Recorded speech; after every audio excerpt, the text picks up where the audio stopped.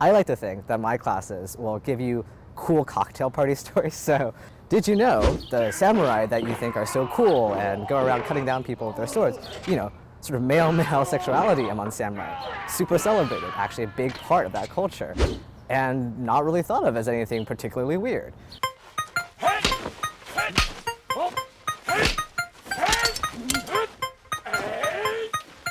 My name is Yvon Wang. I mostly teach Chinese history, and then also some courses on gender and sexuality, sort of queer studies.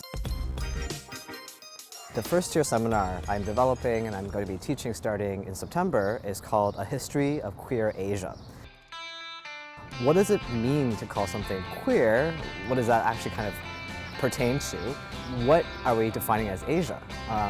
And finally, we'll even ask a little bit about, so what makes something a history of queer Asia? We got, sort of classical South Asia, classical East Asia. We'll be thinking about the collision between nation states and sort of communities that are not organized by the logic of the nation state.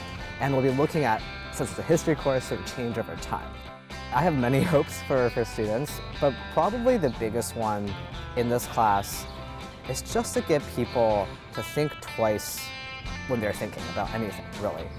I think history is kind of about recalibrating our visions of ourselves in the grand tapestry of sort of human experience.